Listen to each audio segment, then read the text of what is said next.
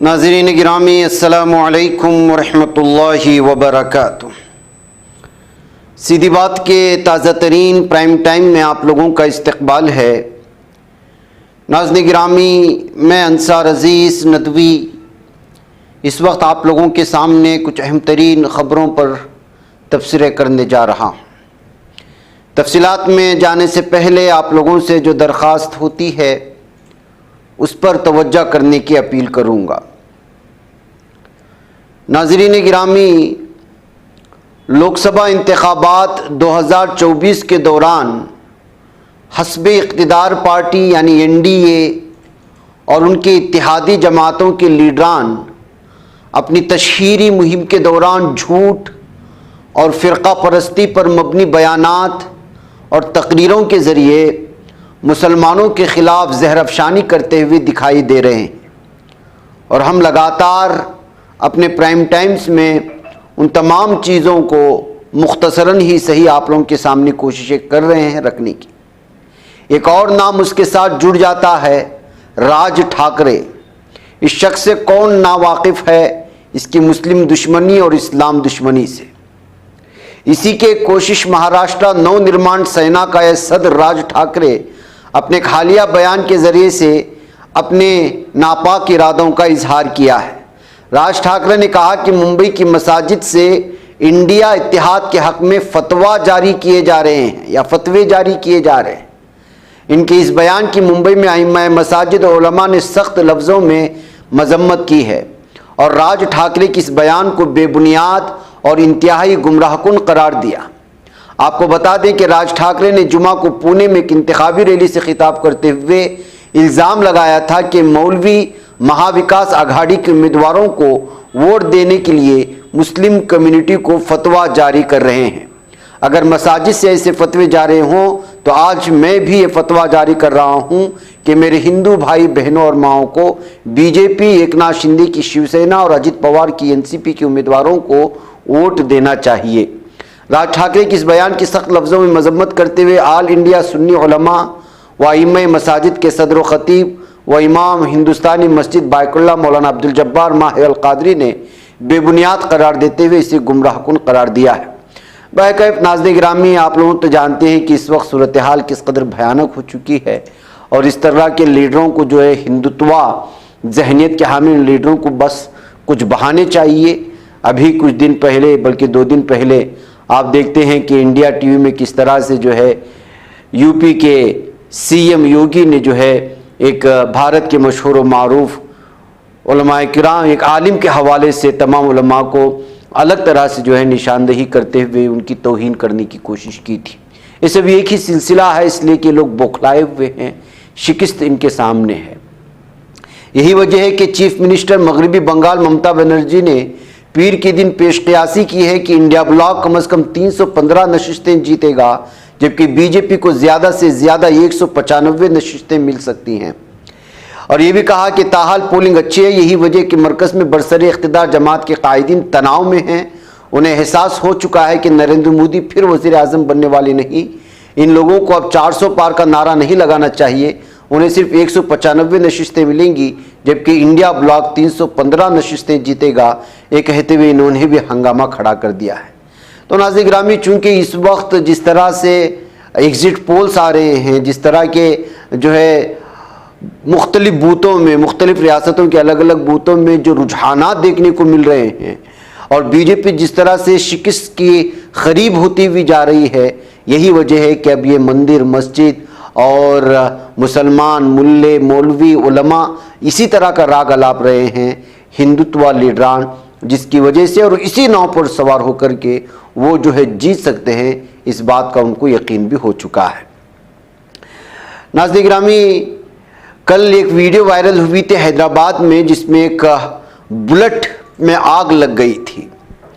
जी हाँ, पुराने शहर हैदराबाद के इलाके मुगलपुरा में कल शाम बुलेट मोटरसाइकिल का फ्यूल टैंक फटने से शदीद झुलसने वाला शख्स जो है वो जाम बहक होने की खबरें आ रही हैं। इस शख्स की शनाख्त मोहम्मद नदीम के तौर पर हुई है, जो मुगलपुरा में जूस सेंटर चलाते थे।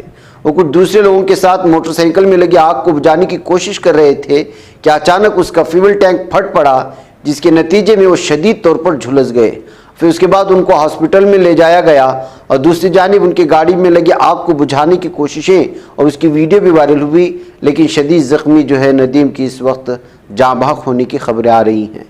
नाज़रीन गिरामी, नांदेड़ से खबर ये है कि सूरत पुलिस ने इतवार को नरसी ज़िला नांदेड़ के एक नौजवान को गिरफ्तार कर लिया है और इल्ज़ाम लगाया है कि पाकिस्तान में एक हिंदुस्तान मुखालिफ व्हाट्सएप ग्रुप से वो बराह रास्त राब्ते में था और पुलिस उसे गुजरात ले गई थी।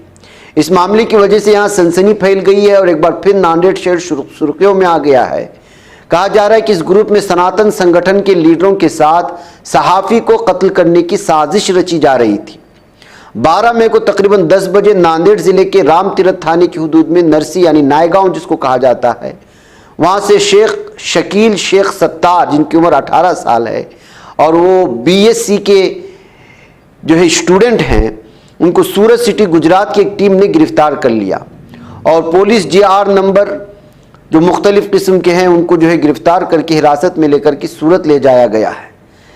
जैश बाबा राजपूत नामी एक व्हाट्सएप ग्रुप पाकिस्तान से वक्कास और सरफराज डोगरा नामी चला रहे थे और फिर सूरत गुजरात से सुहेल तैमूर और बिहार से शहनाज शामिल थे इसमें और मज़कूरा मुल्जिमान को सनातन संघ के कारकुनों, हिंदुत्व लीडरों और सहाफ़ियों को जान से मारने की धमकी देने के लिए उकसाया गया था।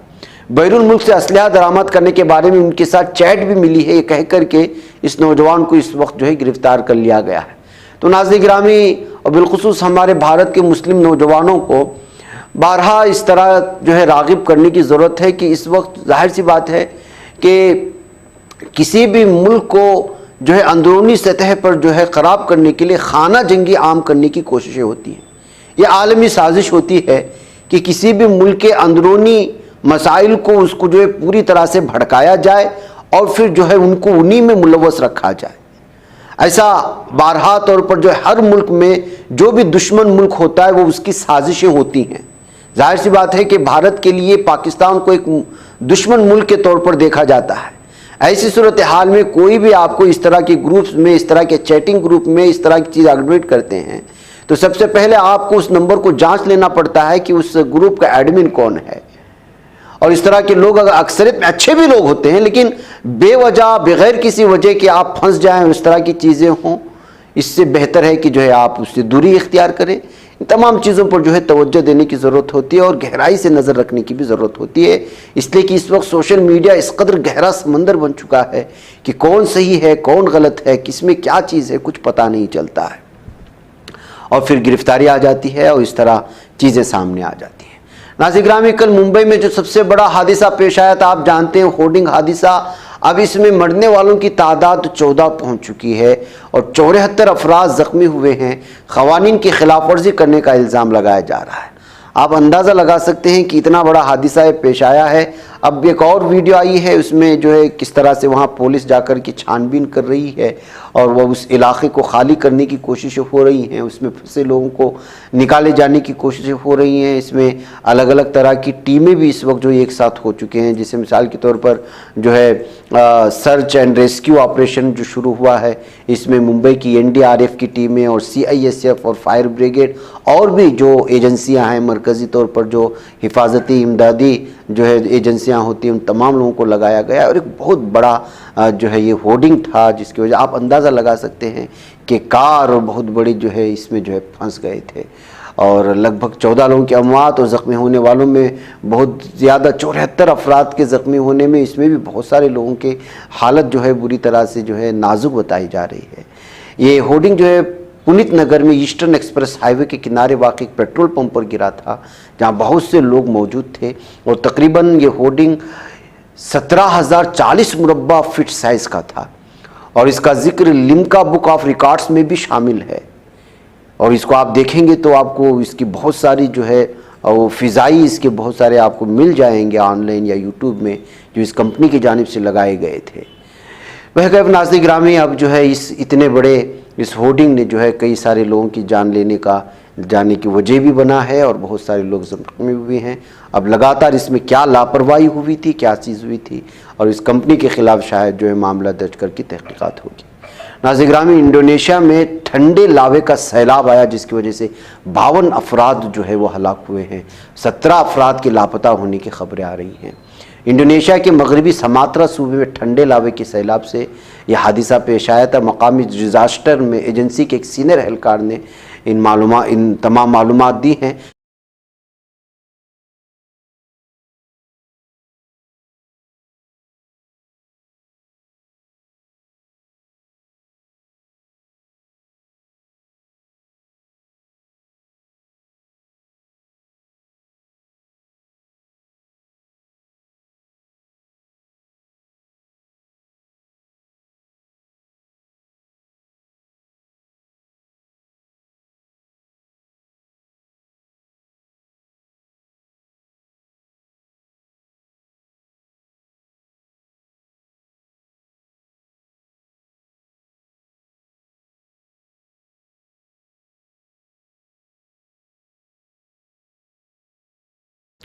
सूबाई डिज़ास्टर मैनेजमेंट और मिटिगेशन एजेंसी के बहाली और तामीर की यूनिट के सरबराह इल्हाम वहाब ने कहा कि लापता अफराद की तलाश का काम दोबारा शुरू कर दिया गया है।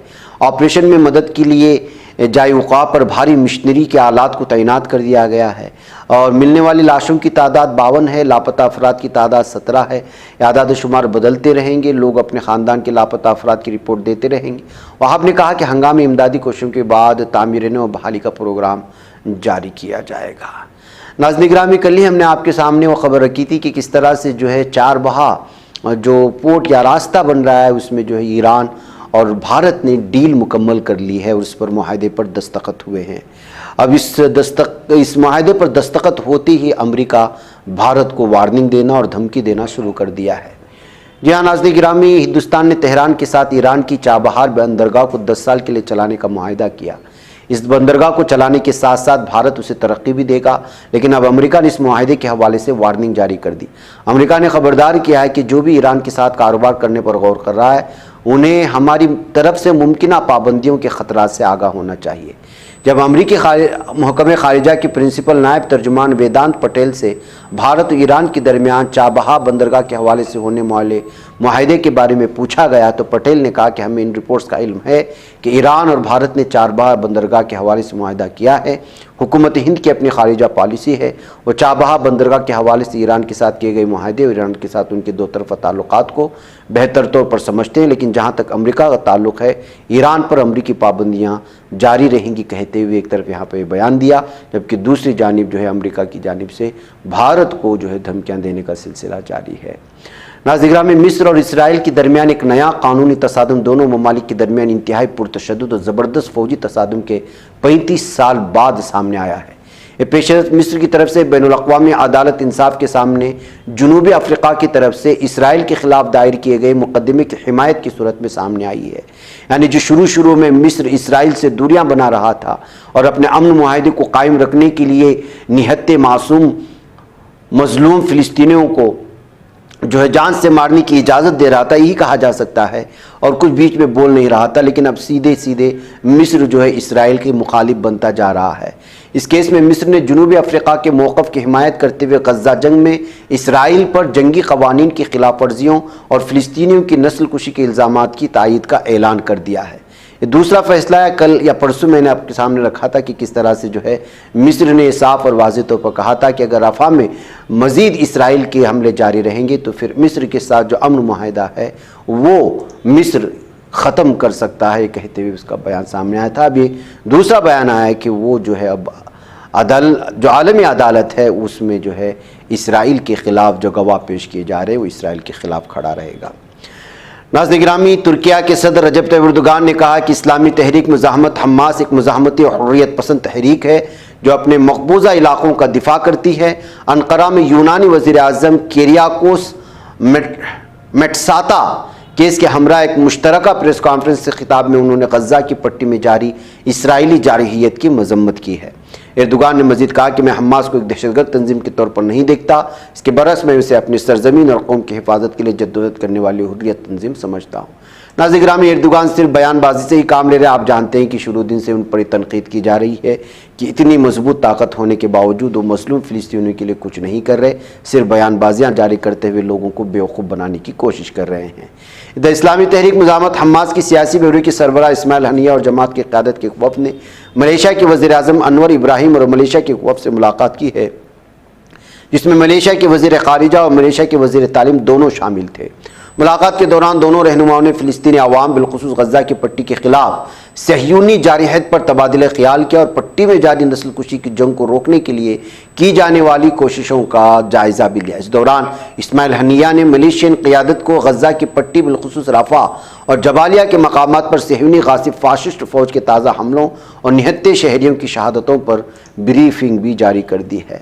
तो नाज़रीन गिरामी, अबू उबैदा ने जो अल-एलाम अस्करी यानी कि अल-क़स्साम ब्रिगेड्स की जो तर्जुमान हैं, उन्होंने एक बयान जारी किया और कहा कि गुज़श्ता 10 दिनों से जारी वहशियाना सहयूनी बमबारी के नतीजे में कैदी हर्ष गोल्डबर्ग पोलियन समेत 4 सहयूनी कैदियों की हिफाजत करने वाले हमारे मुजाहिदीन के ग्रुप से हमारा राब्ता मुनक़ते हो चुका है।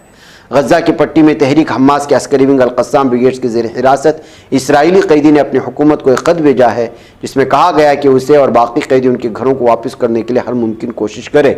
कैदी हर्ष गोल्डबर्ग बोलन ने बुध के रोज़ अल-क़स्साम ब्रिगेड्स की तरफ से नश्र की गई वीडियो रिकॉर्डिंग में इसराइली वज़ीर-ए-आज़म और उनकी हुकूमत के अरकान के नाम पैगाम में कहा था, वो करो जो तुमसे तवक्कुह की जाती है और हमें फ़ौरी तौर पर हमारे घरों को लौटा दो। उसने कहा, आपको अपने आप पर शर्म आनी चाहिए। बात जंगी कैदी ने नेतन्याहू के नाम अपने पैगाम में कही, जिसे अल-क़स्साम ब्रिगेड्स की तरफ से नशर किया गया था। अब बताया जाता है कि उसी कैदी के साथ जो मज़ीद 3 कैदी थे और उनके साथ जो मुजाहिदीन इनकी जो है हिफाजत के लिए मामूर किए गए थे, उनसे राब्ता नहीं हो रहा है और इम्कानात हैं कि जो है कहीं सहयूनी फ़ौजी फ़िज़ाई हमले में वो मारे तो नहीं गए हैं। नाज़रीन, मुझे इजाज़त दें। अस्सलामु अलैकुम रहमतुल्लाहि व बरकातुहू। ये बच पाता है कोई सहाफ़ी की निगाहों से, मिलाता है ये लोगों को मोहब्बत की पनाहों से। करम और दर्द मंदी का है एक संसार, सीधी बात। अज़ीमत जुर्अतो हिम्मत का है इज़हार, सीधी बात। अज़ीमत जुर्अतो हिम्मत का है इज़हार, सीधी बात। ये चैनल हक निगर बनकर कुचल देता है फितनों को,